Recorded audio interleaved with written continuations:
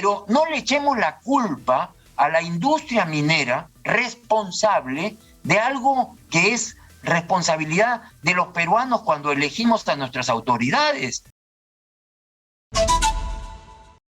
Estamos conectados vía Zoom con Roque Benavides, presidente del directorio de la compañía Buenaventura y líder del mundo empresarial. Roque, muy buenos días.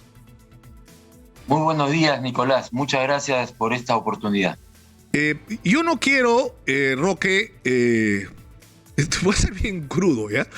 Esta especie de revolcones en el lodo en lo que estamos metidos en los últimos tiempos. Sino que quisiera que seamos capaces de mirar un poco más allá. Y yo he estado llamando la atención insistentemente sobre esta oportunidad. Yo le he comparado con el guano y con el caucho como grandes oportunidades en nuestra historia republicana. Hoy tenemos una gran oportunidad, Roque, y probablemente tú eres una de las personas que más sabe sobre qué es lo que tenemos al frente. Y de eso es de lo que yo quería hablar contigo el día de hoy. Yo te agradezco porque los peruanos tenemos que ser mucho más constructivos. No podemos quedarnos en el lodo. Tú me has mencionado en anteriores entrevistas sobre el guano. El guano y el salitre o el caucho fueron riquezas importantes, por supuesto, en su momento, pero no son comparables con la riqueza que gracias a la tecnología, gracias al esfuerzo en exploración, en desarrollo que se ha hecho de la minería peruana, el caucho y el salitre y el guano no son comparables con lo que la industria minera puede ofrecerle al mundo desde el Perú. Y me refiero específicamente a esta transformación que ha tenido el cuidado del medio ambiente con respecto al uso del cobre. Y el cobre probablemente es el metal más importante que tenemos en el Perú. Junto con Chile, el Perú produce 40% de todo el cobre del mundo. Y el cobre es el metal del futuro, el metal del medio ambiente, el metal que va a ser utilizado en los carros eléctricos, que van a permitir evitar los gases de efecto invernadero. El futuro del cobre es un futuro muy promisorio y el Perú es el país que tiene más recursos de cobre en el mundo y que no solamente tenemos el derecho, sino la obligación de ponerlo en valor. Eso sin perjuicio de que también tenemos, por supuesto, riquezas en oro, en plomo, en zinc, en plata, que también pueden contribuir no solo a la economía del Perú en general, pero a descentralizar nuestro país, que es uno de los grandes problemas. Uno de los problemas políticos que tenemos hoy día es que hay una reacción del Perú profundo contra Lima. ¿Y cómo hacemos para darle oportunidades a esos compatriotas nuestros si es que no generamos riqueza fuera de las grandes ciudades, que permitan generar esos puestos de trabajo que tanto necesitamos, que permita generar esos recursos, que permitan obras de infraestructura, de agua, desagüe, carreteras, electrificación, conectividad digital? Eso es lo que nosotros tenemos que hablar, y yo aprecio que tú quieras hablar en positivo, en constructivo. Eso es lo que tenemos que hacer. Claro, porque, digamos, los avatares políticos tienen que ser superados. Por eso yo creo que acá no se trata de pasar por agua tibia a nadie, de que la justicia tiene que actuar de manera implacable, porque una de nuestras grandes tragedias es precisamente la de la corrupción, y en eso no se puede ceder un centímetro si queremos enderezar las cosas, pero es decir, tenemos al frente tareas en las que todos deberíamos estar de acuerdo, ¿no? Que deberían ser parte del gran proyecto nacional, que incluso no importa la ideología que tengas, todos tendríamos que estar de acuerdo, ¿no es cierto?, en cosas básicas, y esta es una. Es decir, ¿de dónde van a salir los recursos para transformar este país? En primer lugar, de la minería, y este es el momento. Este es el momento de hacerlo. No cabe la menor duda que los grandes males que sufrimos en el Perú, primero la corrupción, segundo la informalidad de la economía, que también tenemos que luchar contra eso, y por supuesto el centralismo que nos agobia. La verdad es que el Perú tiene un gran potencial, y en esos casos la industria minera formal la industria minera responsable es una industria muy transparente, que tiene, por supuesto, que cumplir todos los estándares de evitar cualquier tipo de corrupción. Y es una minería formal. No estamos hablando de la minería informal. Y, por supuesto, como ya lo he dicho, descentraliza nuestro país.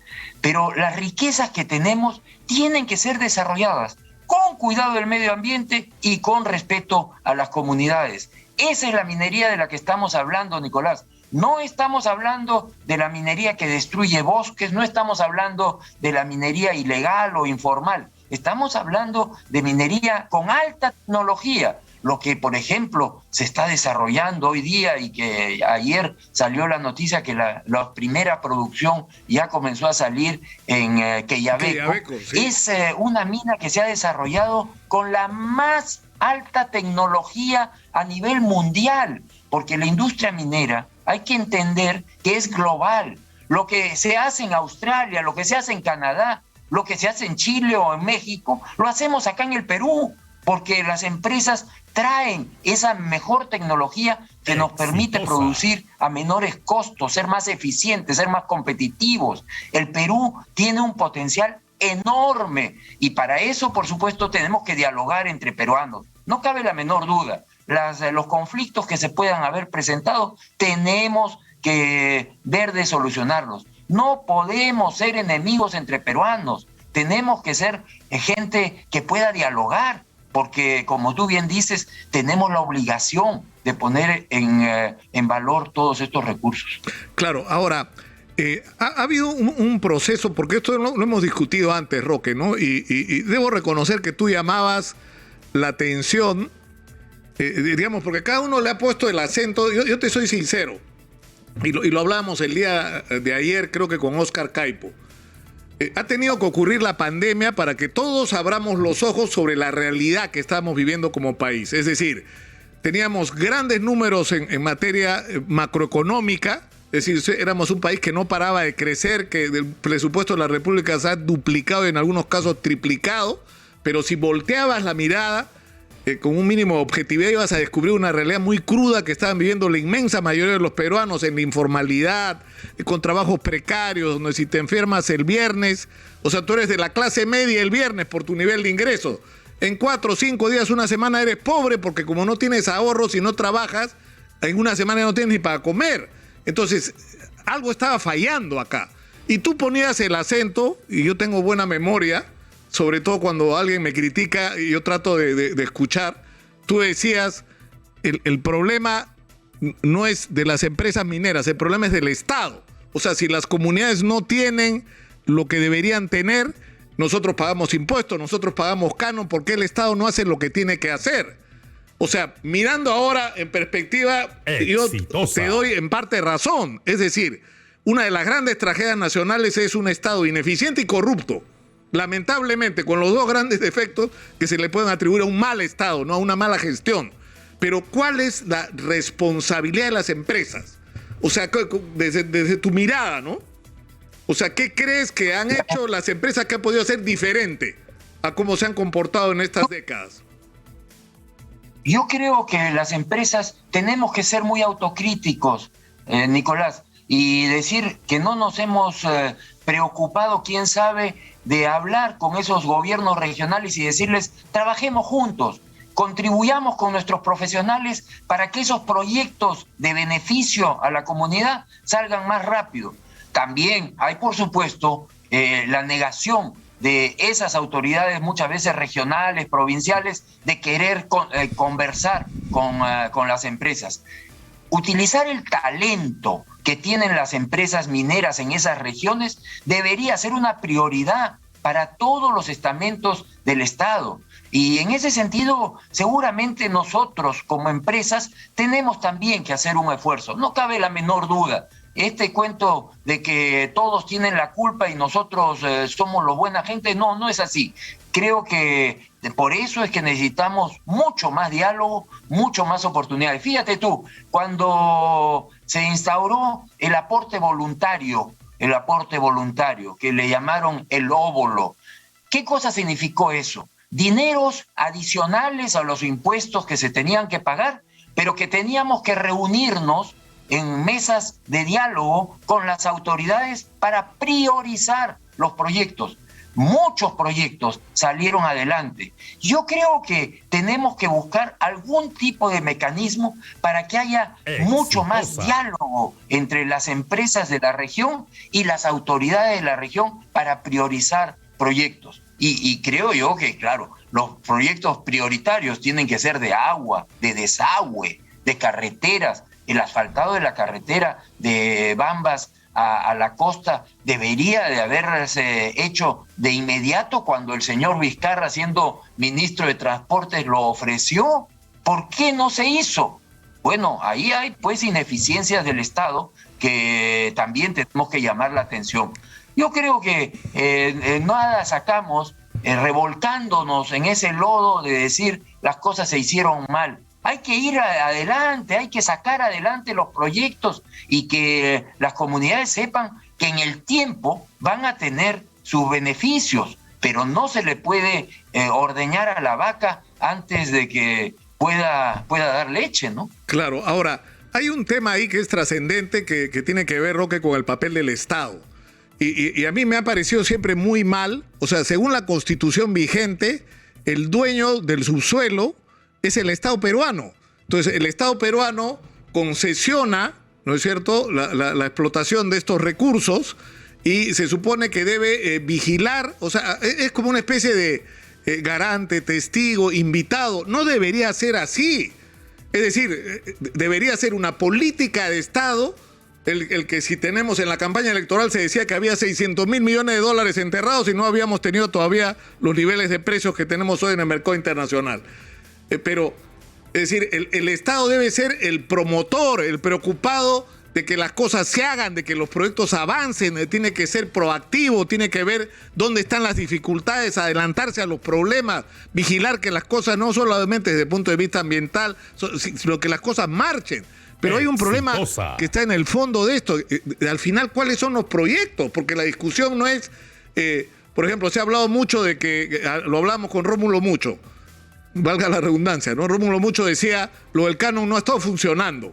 ¿Por qué? Porque al final el dinero no llega donde debería llegar, no se usa como se debería usar. ¿Y eso por qué ocurre? Porque no se está aplicando ese dinero al gran proyecto de desarrollo de cada región. Y en muchos casos es porque no se tiene claro cuál es el proyecto de desarrollo de esa región.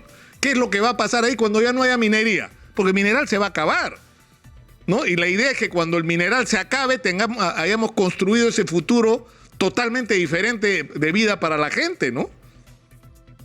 Vamos por partes. Tú has hablado de que el subsuelo y la legislación latina, que es la que nosotros seguimos en países como el Perú, es que el subsuelo le pertenece a todos los peruanos, le pertenece al Estado peruano y que por lo tanto las riquezas que se extraen y que generan excedentes deben de ser redistribuidos entre todos los peruanos. Hay quienes creen que solamente deberían de ser redistribuidos en la comunidad donde está ubicado el yacimiento. Eso, si quieren cambiar las reglas de juego, bueno, habrá que discutirlo, pero ese es un cambio radical y entonces después no nos quejemos de que los recursos no son de todos los peruanos. Ese es un punto que creo que es importante. Ahora, que se generen recursos de esos recursos que son de todos los peruanos y que sean mal distribuidos, eso tenemos que buscar generar pues esas eficiencias a nivel del Estado. El canon es uno de ellos. El canon es el 50% del impuesto a la renta que se redistribuye en las regiones. Que luego ese canon la gente no perciba que le genera mayor bienestar es porque las autoridades que nosotros elegimos no son capaces de generar ese bienestar que tanto necesitamos. Pero no le echemos la culpa a la industria minera responsable de algo que es responsabilidad de los peruanos cuando elegimos a nuestras autoridades. Yo creo que en eso tenemos que ser muy cautos. Se ha hablado mucho de, por ejemplo,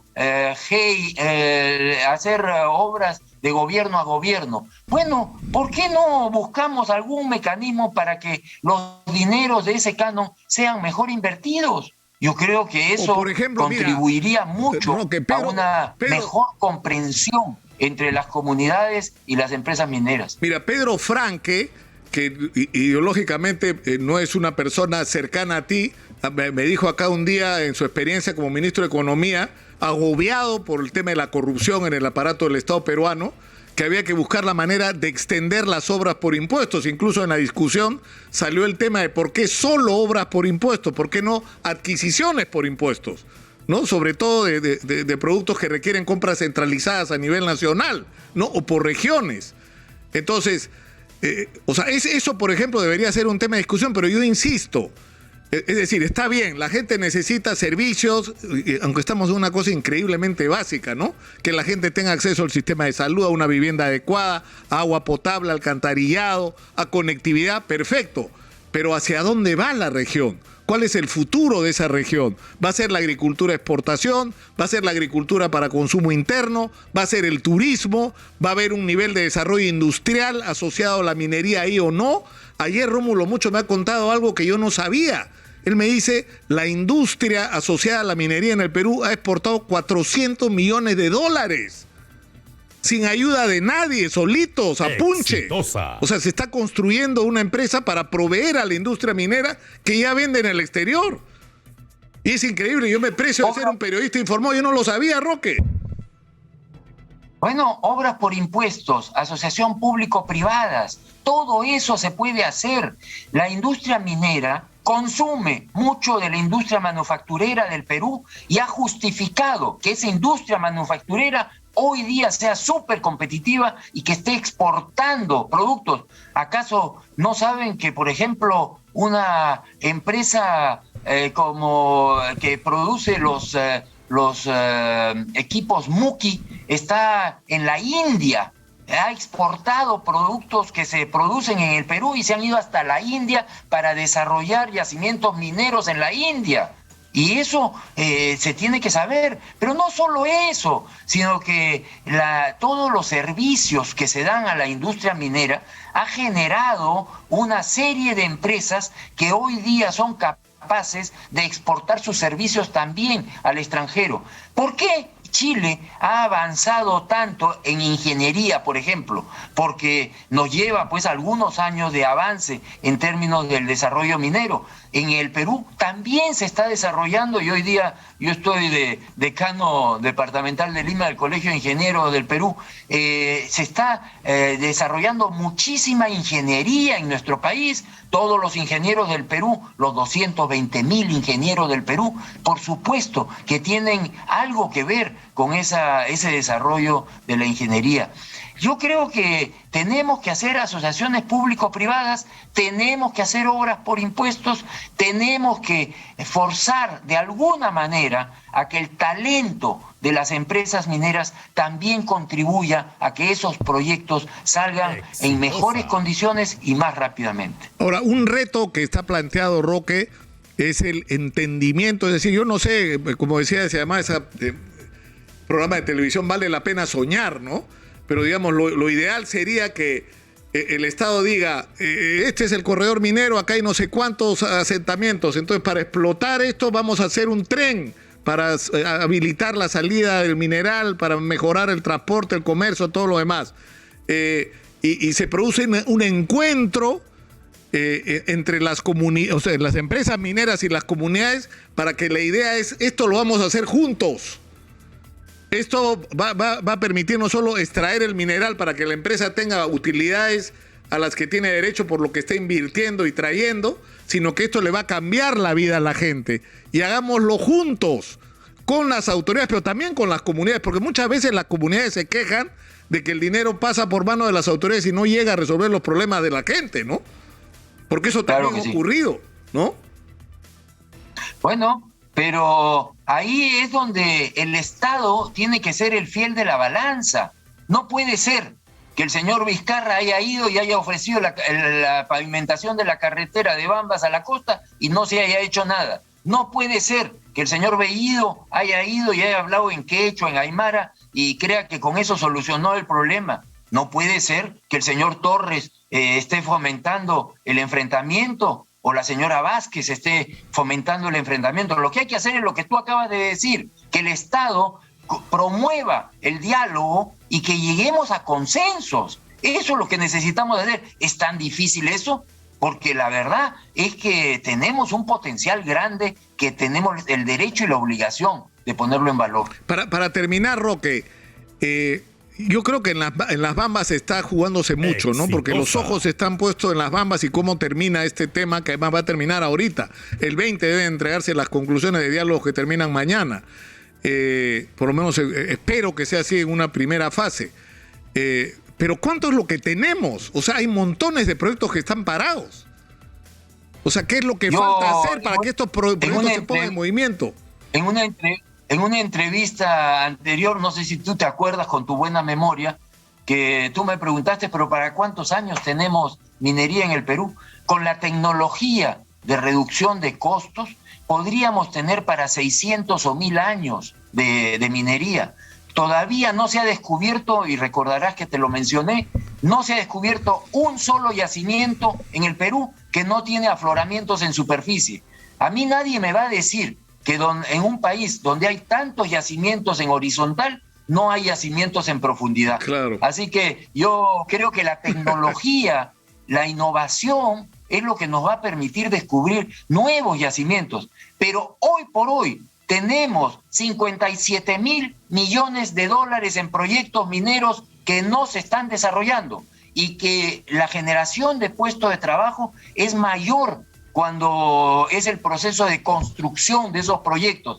Hoy día que tenemos una crisis económica donde el crecimiento del 2 o 3% es algo que no reduce pobreza, hoy día que tenemos un problema de puestos de trabajo para los jóvenes y para la gente que está en esas regiones altoandinas, hoy día deberíamos de poner en valor la construcción de esos proyectos y sacarlos adelante. El Perú necesita de su minería, necesita de su turismo, necesita de su agricultura, necesita de su industria manufacturera, necesita de todos los peruanos para sacar adelante nuestro país y reducir la pobreza, que tiene que ser el principal objetivo de nuestro país. Tenemos que terminar por hoy, Roque. Creo que es la primera vez que te entrevisto y no nos peleamos, ¿no? Pero está muy bien, está muy bien. Bueno, estamos de mejor ánimo, Nicolás. En otras oportunidades he tenido pues que también poner mi punto de vista. Yo lo hago con todo respeto, Nicolás. Los dos, y por supuesto respeto que sí. al periodismo. Sí. Pero lo que también quería, hay cosas Roque, que se dicen en el periodismo que no son aceptables, ¿no? Yo quería hoy día que te escuchemos, nada más. Y creo que se ha cumplido el objetivo. Te agradezco mucho, Roque, ha sido muy gentil.